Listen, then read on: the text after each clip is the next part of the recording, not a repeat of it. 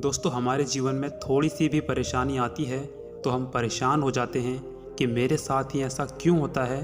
मैंने तो कुछ गलत किया ही नहीं, फिर भी मेरे जीवन में इतने सारे दुख क्यों। आज की इस वीडियो से आपको बहुत कुछ सीखने को मिलेगा।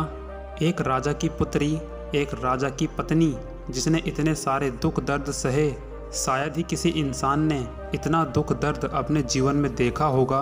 पहले तो 14 वर्षों का वनवास, फिर उसके बाद रावण हर के ले गया। सोचो कितना दुख हुआ होगा। सर्दी, गर्मी, बरसात, हर एक मौसम कैसे उन्होंने एक पेड़ के नीचे बिताया होगा। और वहाँ से अयोध्या वापस आने के बाद अग्नि परीक्षा और फिर से अकेले वनवास को जाना। दोस्तों, देखा जाए तो माता सीता का पूरा जीवन त्याग और संघर्ष से भरा हुआ है। कोई व्यक्ति जरा सी मुसीबत आने पर घबरा जाता है। वो केवल ये सोचता है कि इस दुनिया में केवल मैं ही सबसे दुखी इंसान हूँ, लेकिन वो ये नहीं जानता कि दुनिया में तो उससे भी दुखी इंसान भरे पड़े हैं, जिनके पास ना रहने के लिए घर है और ना ही खाने के लिए खाना है। आखिर वो लोग भी तो अपना जीवन जी रहे हैं। आपको ये नहीं सोचना है कि इस दुनिया में केवल मैं ही सबसे अकेला इंसान हूँ, गरीब हूँ और दुखी हूँ। हमारे जैसे हजारों लोग इस दुनिया में मौजूद हैं। बस हमें ज़रूरत है अपने दुखों से निकलने की और संघर्ष करने की।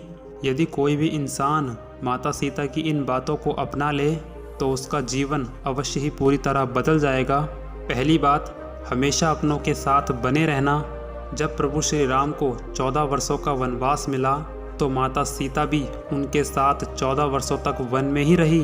परंतु देखा जाए तो वनवास तो केवल प्रभु श्री राम को हुआ था, सीता को नहीं। वो अगर चाहती तो अयोध्या में रहकर महलों में अपना जीवन बिता सकती थी, परंतु उन्होंने ऐसा नहीं किया, बल्कि 14 वर्षों तक वन में रहकर अपने पति का साथ दिया। इससे हमें यह सीखने को मिलता है कि प्रत्येक स्थिति में हमें अपनों का साथ देना चाहिए और हमेशा उनके साथ रहना चाहिए। दूसरी बात, पाक कला में माहिर होना। बचपन से ही सीता की माता अपनी सभी पुत्रियों को पाकशाला में रखती थीं, उन्हें भोजन पकाना सिखाती थीं और साथ ही उत्तम प्रकार के भोजन के प्रकार भी बताती थीं। और माता सीता का यही गुण आगे चलकर उनके काम आया। जब उनको वनवास में रहना पड़ा तो उन्हें खुद भोजन बनाने में कोई भी समस्या नहीं हुई। इससे हमें ये पता चलता है कि इंसान को हर एक काम जरूर सीखना चाहिए। तीसरी बात, सादा जीवन जीना। जैसा कि हम सब जानते हैं कि माता सीता मिथिला के राजा जनक की सबसे बड़ी पुत्री थी और वह सबकी प्रिय भी थी, लेकिन फिर भी माता सीता ने एक सादा जीवन जिया।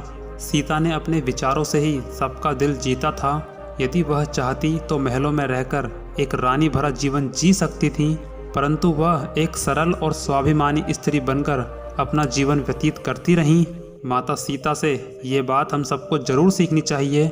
इंसान के गुण ही उसकी सबसे बड़ी खूबसूरती होती है। चौथी और अंतिम बात, स्वयं पर विश्वास रखना।